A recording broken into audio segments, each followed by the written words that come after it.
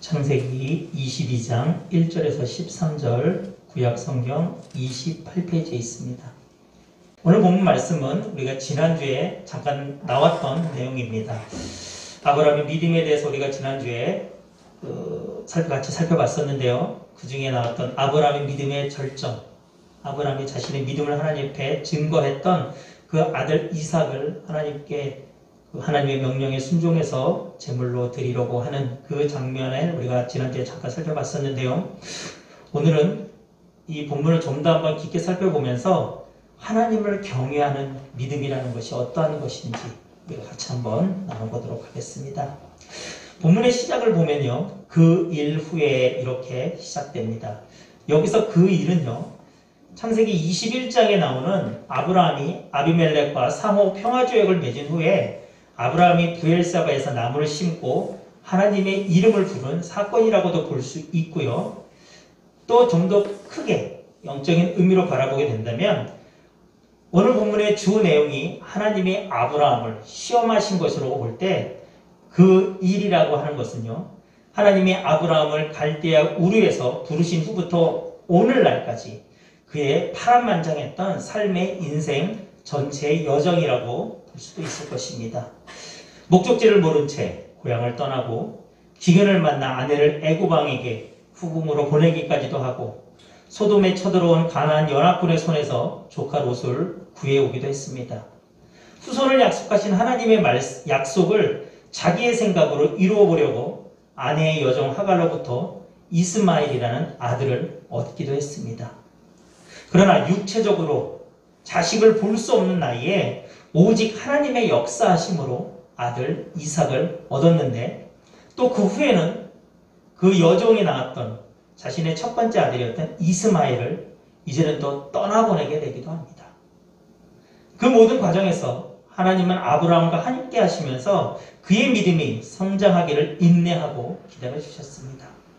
그리고 이제 하나님은 아브라함의 믿음이 어떻게 성장했는지 이제는 달아보려고 하시는 것입니다. 여러분, 우리의 믿음은요, 시험이 없으면 믿음의 정도를 내가 얼마나 하나님을 믿고 신뢰하는지를 알 수 없습니다. 내가 갖고 있는 하나님을 향한 믿음은요, 시험을 통해 그 단단함을 우리는 알 수 있습니다. 우리가 시험에 대해서 잠깐 한번 살펴보면요, 구약 성경에서 시험하다라는 단어가 대표적으로 두 가지로 사용이 됩니다. 하나는 카레브인데요. 이 말은 유혹한다라는 뜻입니다. 카레브는 유혹한다. 또 하나는 니사인데요. 이것은 훈련하다라는 뜻입니다. 카레브는요, 마귀가 사탄이 사람을 꿰는 것을 말합니다. 사람에게 죄를 짓도록 사람이 절망에 빠지도록 유혹하는 것을 말합니다. 그래서 창세기 3장에 보면 마귀가 하와를 시험하고 마태복음 4장에서는 마귀가 또 예수님을 시험하죠. 그때 사용된 단어가 카레브입니다. 카레브. 그런데 하나님이 아브라함을 시험하신 것은요, 니사입니다. 이것을 영어로 하게 되면 트레이닝이에요. 트레이닝, 훈련입니다. 훈련은요, 힘들지만 통과하면 반드시 좋은 결과를 가져옵니다. 마귀가 주는 시험은 카레브고요. 하나님이 주신 시험은 니사입니다. 마귀는 유혹으로서 우리를 시험하고 하나님은 훈련으로서 저와 여러분들을 시험하십니다. 오늘 하나님이 아브라함에게 하신 시험은요, 니사는요, 아들 이삭을 번제로 드리라는 것이었습니다. 우리가 잘 아는 대로 아브라함의 나이 100세 때, 그의 아내 사라의 나이 90세 때 아들 이삭을 낳았습니다. 육체적으로는 도저히 날 수 없는 상황이었습니다. 오직 하나님의 아들, 하나님의 은혜로 하나님이 그들에게 약속하신 아들을 주신 것입니다. 여러분, 100세 때, 아내 나이 90세 때 아들을 얻었습니다. 그 아들은 아브라함에게 어떤 의미일까요? 정말 그 무엇과도 바꿀 수 없는 의미였을 것입니다. 아마 아브라함과 사라는요, 아들 이삭을 정말 애지중지하게 키웠을 것입니다. 그런데 어느 날 하나님이 아브라함에게 지금 말씀하고 계신 것입니다. 내 아들 이삭을 나에게 번제로 드리라. 아마 이 말은 아브라함에게 청천벽력과 같은 말이었을 것입니다. 여러분, 번제는요, 하나님께 드리는 제사 방법 중 하나인데 동물을 잡는 것 중에서 굉장히 좀 지금의 시대로 보면 굉장히 좀 불편한 과정입니다. 제물에 배를 가르고 내장을 다 꺼내어 조각을 떠서 그것을 불로 태우는 것이 번제입니다. 동물에게 하기도 굉장히 진짜 좀 주저하게 되는 그런 제사의 한 방식인데 지금 하나님 그것을 아들 이삭에게 하라고 아브라함에게 명령하고 계신 것입니다. 더구나 이 하나님의 명령은요, 아브라함의 입장에서는 이해가 안 가는 명령이었어요. 왜 이해가 안 가는 명령이었냐면요, 당시 가나안 지역은요, 많은 이방신들을 섬기는 종교가 팽배해 있던 지역이었습니다. 여러 고대 문헌을 보면요, 이방신 문화에서는요, 산 사람을 제물로 바치는 인신공양이라고 하죠. 그것이 가장 최고의 제사를 쳤다고 합니다.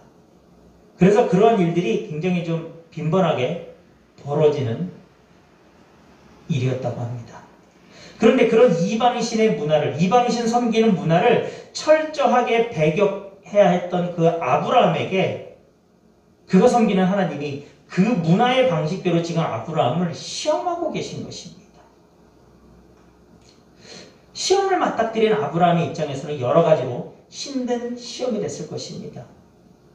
그 시험의 내용도 이해할 수가 없었고 더군다나 또 그 내용 자체는 또 자기가 도저히 받아들이기 너무나도 어려운 시험이지 않았습니까? 하지만 하나님의 명령에 아브라함은요, 다음날 아침 일찍 일어나서 아들 이삭과 2명의 종과 함께 하나님이 명하신 그 모리아 땅으로 출발합니다. 하지만 애지중지했던 그 아들을 죽여야만 하는 그 아브라함의 마음은 시간은 변함없이 흘러가고 점점 짧아져만 가는 목적지까지의 거리가 그의 가슴을 찢었을 것입니다. 저는 옛날에는요, 이 본문을 읽었을 때는요, 야, 아브라함이 하나님의 명령을 받은 다음에 그 다음날 바로 아침 일찍 갔다는 그 구절을 읽고 별 생각 없이 이런 생각도 했어요. 야, 아브라함의 마음이, 아브라함의 순종이 정말 대단하구나. 아버지로서의 아브라함의 마음을 헤아리지 못했었어요. 그냥 야, 역시 이래서 믿음의 조상이구나. 그냥 말 그대로 정말 이 본문을 글로만 읽은 겁니다. 소설로만 읽은 것이죠. 그런데 제가 좀 더 성경을 많이 알게 되고 공부를 하다 보니까 그게 아니더라고요. 아브라함이 그 당시 거주하고 있던 곳이 부엘세바였는데요. 그 부엘세바에서요, 하나님이 가라고 하신 모리아 땅까지, 그 산까지 가기 위해서는요, 중간에 있는 헤브론이라는 곳을 거쳐가야 됐어요. 그런데 부엘세바에서 헤브론까지의 거리는 약 35km 정도였습니다. 이 35km 정도의 거리는요, 당시 사람들에게 있어서는 하루길이었어요. 그들이 하루를 부지런히 움직이면 갈 수 있는 길이었습니다. 그런데 그 헤브론 산지는요, 길이 매우 험했기 때문에 서두르지 않으면 하루길로 갈 수가 없었다라는 것입니다. 더구나 그 당시는요, 치안이 굉장히 불안한 시대였습니다. 어두워지기 전에 안전한 숙소에 도착하지 않으면 매우 위험했던 그런 시대입니다. 그래서 아브라함은 아침 일찍 서둘렀던 것입니다. 그리고 헤브론에서, 중간 지역인 헤브론에서 모리아산이 있는 예루살렘까지는 약 거리로 40km였습니다. 역시 하루길입니다. 우리가 이것을 알 수 있는 사실은 뭐냐면요, 아브라함이 지금 살고 있는 부엘세바에서 하나님이 가라고 했던 그 모리아 땅까지, 모리아 산까지의 거리는 며칠이면 갈 수 있는 거리라는 거예요? 이틀이면 갈 수 있는 거리라는 것입니다. 그런데 오늘 본문 4절을 보면 거기까지 가는데 며칠이 걸려요? 3일이 걸렸습니다. 치안이 불안했기 때문에 오히려 서둘러 가야 됐다고 했죠. 그런데 하루가 더 걸렸다는 거예요. 여러분, 이게 무엇을 의미할까요? 아브라함은 가야 하는 길이지만 가고 싶지 않았다는 거예요. 빨리 가고 싶지 않았다는 것입니다. 강도고 뭐고 그는 그게 신경 쓰이지 않을 정도였다는 것입니다. 그의 마음은 너무나 찢어지고 아팠을 것입니다. 더구나 목적지를 알고 가는 길이었기 때문에 아브라함의 마음은 더 어려웠을 것입니다. 내가 앞으로 길을 가면 갈수록 그 일은 나에게 점점 가까이 닥칠 일이었기 때문입니다. 그의 마음은 하나님의 말씀에 순종하는 것과 아들을 바쳐야 하는 것 사이에서 셀 수 없이 갈등했을 것입니다. 그러나 아브라함은요, 하나님께 왜라고 묻지 않습니다. 왜 이삭을 바쳐야 하는지도 그는 묻지 않습니다. 그리고 그렇게 그 고통스러운 마음을 가지고 걷다 보니 어느덧 모리아 땅에 도착했습니다. 5절에 보면 이렇게 얘기합니다. 이에 아브라함이 종들에게 이르되 너희는 나귀와 함께 여기서 기다리라. 내가 아이와 함께 저기 가서 예배하고 우리가 너희에게로 돌아오리라 하고, 아브라함은요 같이 갔던 두 명의 종들을 지금 기다리게 하고 아들 이삭과 단 둘이만 지금 산으로 올라갑니다.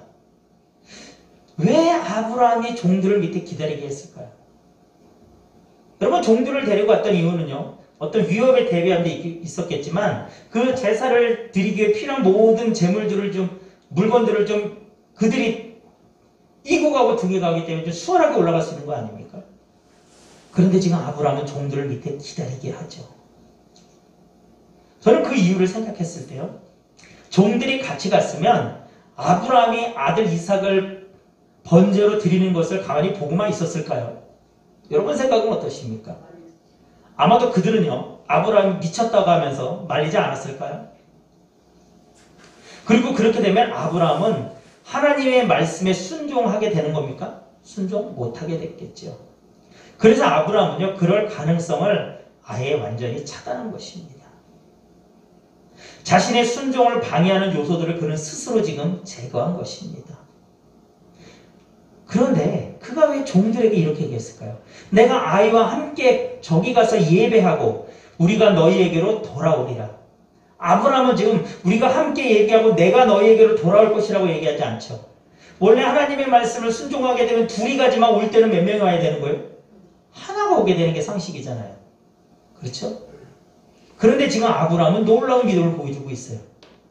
내가 이삭과 같이 가서 올라가서 제사하고 이삭하고 같이 너에게로 올 것이야. 그러니까 이 믿음에 대해서는 좀 더 뒤에 한번 자세히 살펴보겠습니다. 자, 이제 부자는 둘만 산으로 올라갑니다. 6절을 보면요, 아들 이삭은 번제에 사용될 나무를 등에 메고 아버지 아브라함은 불과 칼을 손에 들고 올라갔다라고 나옵니다. 그렇게 산을 오르는 와중에 아들 이삭이 아브라함에게 묻습니다.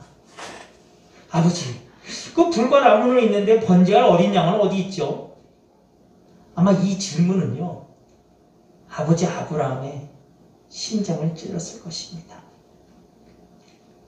아들 이삭에게 뭐라고 대답해야 될지 입이 떨어지지 않았을 것입니다. 그러나 아브라함은 아들 이삭에게 말합니다. 하나님이 직접 번제에 사용될 양을 준비하실 것이라고 그는 대답하고요, 아들과 함께 모리아산에 하나님이 말씀하신 장소에 도착합니다. 9절을 보면요, 결국 그 고통의 순간이 닥칩니다. 하나님이 그에게 지시하신 곳에 이른지라. 이에 아브라함이 그곳에 단을 쌓고 나무를 벌려놓고 그 아들 이삭을 결박하여 단 나무 위에 놓고, 그곳에서 제사 드릴 준비를 마친 후 아들 이삭을 아브라함은 결박하여 제단 나무 위에 놓습니다. 그리고 아들을 죽이기 위해 칼을 잡습니다. 한번 생각해 볼까요? 여러분, 아브라함이요, 이때 갑자기 이삭에게 달려들어서 그를 밧줄로 묶고 제단 위에 올렸을까요? 여러분 생각은 어떠십니까? 아니면 이때 아브라함이 아들 이삭에게 자초지경을 다 설명했을까요? 그러면 그 자초지경을, 엄청난 자초지경을 들은 아들 이삭이, 예 아버지, 하나님께서 그렇게 하라고 하셨으면 제가 그 말씀에 따르겠습니다. 저를 결박하시죠. 그랬을까요? 그 어떤 것도 지금 우리의 상식에는 부합되지 않습니다. 그리고 그 과정도 우리가 알 수가 없습니다. 하지만 우리가 이 본문의 내용을 봤었을 때 알 수 있는 중요한 한 가지 팩트가 있습니다. 그것은요, 아들 이삭이 반항하지 않았다는 것입니다. 만약 제가 그 상황에 이삭이라고 생각해 보면요, 그때 할 수 있는 일은 둘 중 하나 아니었을까요? 도망가든지 아버지 손에 잡혀서 제물이 되든지. 안 그렇습니까, 여러분? 그리고 분명한 것은요. 만약에 아들 이삭이 죽음을 거부했다면 아브라함은 이삭을 제물로 바치지 못했을 것입니다. 그리고 그는 믿음의 조상이 되지 못했을 것입니다. 아브라함의 아들 이삭, 그 이삭은 아버지에게 반항하지 않았습니다. 못한 것이 아닙니다. 안 했습니다.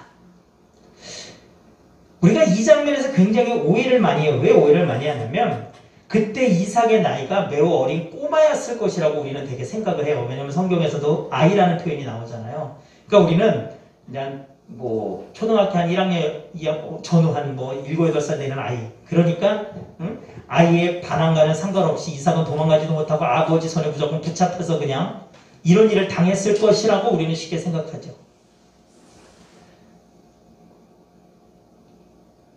그런데요, 본문에서 아브라함의 아들 이삭을 아이라고 얘기를 했는데요. 이 아이의 히브리어 원문에 보면요, 나르라고 해요. 나르.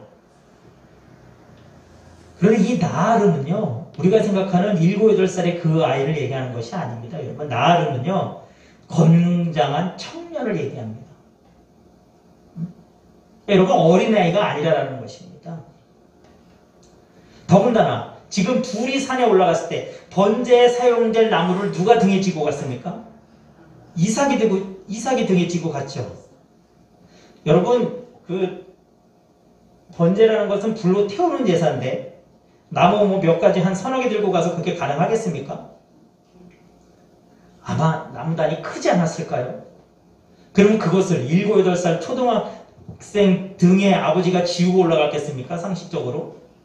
만약에 7, 8살의 아이였다면 아버지 아브라함이 자기가 들고 아들 이삭에게는 가벼운 것을 들리지 않았겠습니까? 그런데 지금 아들 이삭이 그것을 들고 갑니다.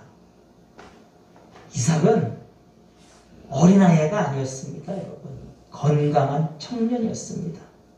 그렇다면 그 나무, 번제에 쓰일 나무 짐을 들고 산에 올라갈 정도의 건강한 청년을 늙은 아버지 아브라함이 아들 이삭의 동의 없이 그를 결박하고 나무 위에 올릴 수 있었을까요? 불가능한 일입니다. 오늘 아브라함의 순종하는 그 행동 속에서는요, 이삭의 순종이 없었으면 그것 또한 이루어질 수 없는 일이었습니다. 아브라함이 이 정도까지 했으면 하나님은 테스트를 좀 끝내주셔야 되는 거 아닙니까? 정말 지금 아브라함이 이렇게 하는 척하면 하나님이 그만하라고 하시겠지 이런 생각이 있는 게 아니에요. 정말 지금 아브라함은 그 하나님의 말씀에 순종해서 아들 이삭을 지금 번제로 드리려고 하는 과정에 있습니다. 이쯤 하면 하나님이 오케이 하셔야 되는데 지금 하나님은 끝까지 아무 말씀이 없으세요. 아브라함을 지금 더 강하게 밀어붙이고 계십니다. 본문 10절에 보면요, 손을 내밀어 칼을 잡고 그 아들을 잡으려 하니 이렇게 나옵니다. 아브라함이요, 이삭을 향해 칼을 내리칠 때 그때서야 하나님이 멈추라고 말씀하신 것입니다. 이 상황도 우리가 좀 더 세밀하게 생각해 볼까요? 아브라함이 내가 이렇게 참 내려치려고 하면 하나님이 스톱하시겠지. 그러니까 나는 좀 천천히, 혹시 실수라도 아들 찌르면 안 되니까 천천히 이렇게 했을까요? 아마 아버지 아브라함의 마음에서는 아들을 죽여야 되는 상황이라면 오히려 아들이 고통을 느끼지 않게 좀 더 빨리 칼로 내려치지 않았을까요? 그게 상식적이지 않을까요? 아브라함은 아들을 향해 사정없이 칼을 내려친 그 순간이었습니다. 그때 하나님이 아브라함을 부르신 것입니다. 오늘 본문 11절 12절이죠. 같이 한번 읽어볼까요? 11절 12절이요. 여호와의 사자가 하늘에서부터 그를 불러 이르시되 아브라함아 아브라함아 하시는지라. 아브라함이 이르되 내가 여기 있나이다 하매 사자가 이르시되 그 아이에게 내 손을 대지 말라. 그에게 아무 일도 하지 말라.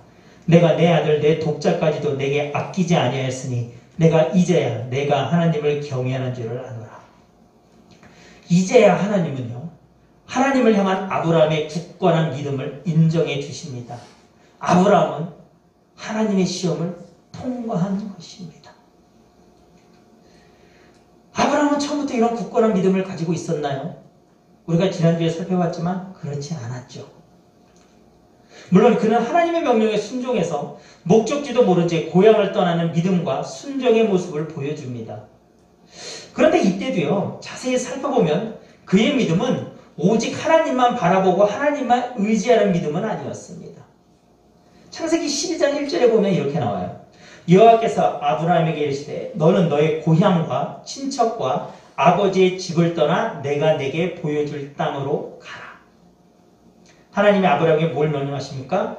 너는 너의 고향과 친척과 아버지의 집을 떠나서 내가 너에게 보여줄 땅으로 가라라고 지금 말씀하고 계시죠. 이것은요, 아브라함이 현재 살고 있는 그의 가장 삶의 기본적인 삶의 토대를 지금 떠나라고 하나님은 말씀하고 계신 것입니다. 그의 가장 삶의 기본적인 토대라는 것은 무엇입니까? 언제든 자신을 보호해줄 수 있는 울타리를 말합니다. 그런데 아브라함은요, 하나님의 말씀에 순종해서 떠났지만 그가 떠날 때의 모습을 창세기 11장 31절에 보면 이렇게 설명해요.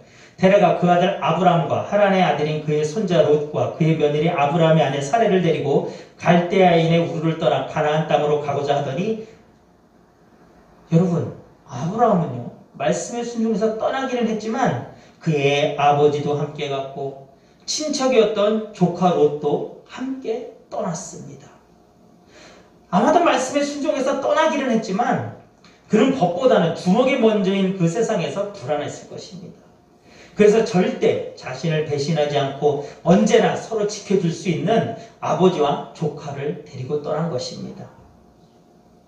순종을 했지만 불안했던 것이고요. 그래서 나름대로의 그가 생각했던 그 마지막 비책, 보루와 같은 방법도 그는 함께 사용했던 것입니다. 이런 그의 불안한 그 행동은요, 그의 여정에서 계속 이어집니다. 우리가 그것을 잘 알고 있지 않습니까? 그런데 그랬던 그가 이제는 하나님 앞에서 자신이 가장 소중히 여기는 그 아들을 주저없이 내어놓는 순종의 모습을 오늘 본문은 보여주고 있습니다. 그리고 그 베이스는요, 전능하신 하나님을 믿는 믿음이 깔려 있었습니다. 우리가 지난주에도 얘기했죠. 히브리서 11장 19절을 보면 그가 하나님이 능히 이삭을 죽은 자 가운데서 다시 살리실 줄로 생각한지라 비유컨대 그를 죽은 자 가운데서 도로받은 것이니라. 여러분, 아브라함의 믿음은요, 이미 그 당시 하나님이 죽은 자를, 즉 자신의 번제로 드려서 죽은 아들 이삭을 능히 다시 살리실 줄을 그가 믿었다라는 것입니다. 그리고 그 이유가 18절에 나왔죠. 그에게 이미 말씀하시기를 내 자손이라 칭할 자는 이삭으로 말미암으리라 하셨으니, 아브라함은 자기의 자손은 이삭을 통해서만 나올 수 있다라는 그 하나님의 말씀을 믿었기 때문에 그는 하나님의 말씀에 주저하지 않고 순종할 수 있었던 것입니다. 전까지는 늘 하나님을 믿고 말씀에 순종하며 살면서도 늘 자신만의 방법으로 만약에 대비했던 아브라함이 이제는 자신의 지혜와 방법을 모두 내려놓고 하나님만 바라보고 하나님의 행하심을 믿는 믿음의 사람이 된 것입니다. 떠나는 것으로, 삶의 터전을 떠나는 것으로 시작된 그의 믿음의 여정이 이제는 가장 소중한 것도 하나님 앞에 아낌없이 내어놓을 수 있는 하나님을 경외하는 믿음이 된 것입니다. 경외는 히브리어로 야레라고 했죠. 그리고 그것의 뜻은 두려워하는, 존경하는 이런 뜻이 있다고 제가 지난주에 말씀드렸습니다. 우리는 누군가를 두려워할 수 있습니다. 그 대상이 엄청난 능력을 가진 신이라면 더욱더 그럴 것입니다. 그러나 누군가를 존경한다는 것은요, 상대방에 관해서 잘 알지 않는다면 불가능한 일이죠. 여러분, 모르는 사람을 존경할 수 있습니까? 없습니다. 우리는 누군가를 잘 알 때, 그가 얼마나 위대하신 존재인지를 알 때 우리는 상대방을 존경합니다. 하나님을 경외한다는 것은요, 하나님을 향한 두려운 마음과 존경하는 마음을 모두 갖는다는 것을 의미합니다. 이것은 하나님을 잘 알지 못하면 불가능합니다. 두려워하는 마음은 하나님 앞에서 나의 행동을 돌아보게 합니다. 하나님 앞에서 나의 마음을 되돌아보게 합니다. 존경하는 마음은 하나님을 가까이 하게끔 합니다. 그렇지 않습니까? 우리 존경하는 상대방이 있다면 그 사람을 늘 만나고 싶고 그 사람과 함께하고 싶어 하지 않습니까? 지금 아브라함의 상태는 그런 상태라는 거예요. 그는 하나님을 경외했습니다. 그는 하나님이 어떠한 분이신지, 얼마나 위대하신 분이신지, 하나님 앞에서 자기는 먼지와 같은, 티끌과 같은 존재임을 그는 이제는 알았습니다. 그런데 그 하나님이 나를 얼마나 사랑하시는지, 나와 늘 함께 하시는 그 하나님, 나의 부족하고 연약하고 실수할 때도 하나님은 나를 절대 버리지 않으신다는 것을 알았기 때문에 그는 하나님을 존경한 것입니다. 그는 하나님을 경외한 것입니다. 이런 믿음은 그냥 생겨난 것이 아니죠. 믿음은 하나님이 선물로 주신다고 했죠. 그런데 아브라함은 그 선물로 받은 그 믿음을 많은 시행착오도 있었지만 결국 믿음을 어떤 상황에서도 흔들리지 않는 믿음으로 그는 성장시킨 것입니다. 야고보서 2장 21절에 보면 믿음에 관해서 이렇게 말합니다. 우리 조상 아브라함이 그 아들 이삭을 제단에 바칠 때에 행함으로 의롭다 하심을 받은 것이 아니냐. 아브라함은요, 창세기 15장에 보면요, 아브라함이 여호와를 믿으니 여호와께서 그 일을 그의 의로 여기시고 하나님을 믿는 믿음으로 하나님 앞에 의롭다 여김을 받았다고 나오거든요. 근데 제가 조금 아까 읽어드린 야고보서 2장 21절에 보면 행함으로 의롭다 하심을 받았다고 얘기합니다. 이게 어떻게 된 걸까요? 지금은 행함으로 의롭다 여김을 받았다고. 이것은요, 아브라함의 믿음이 행함을 통해 성장하고 온전하게 되었다는 것을 의미하는 것입니다. 그래서 야고보서 2장 22절에 보면 내가 보거니와 믿음이 그의 행함과 함께 일하고 행함으로 믿음이 온전하게 되었느니라. 믿음이 행함과 함께 일하고 행함으로 믿음이 온전하게 된다는 것입니다. 여러분, 한 가지만 더 나누고 마치겠습니다. 번제에 쓰일 나무를 등에 지고 산을 오르는 이삭의 모습은요, 우리를 위해 십자가를 지시고 골고다 언덕을 오르신 예수님의 모습을 보여줍니다. 그것을 예표하는 것입니다. 실제로 아브라함이 지금 아들 이삭을 번제리라는 그 모리아 산은요, 예수님 당시에는 골고다 언덕이었습니다.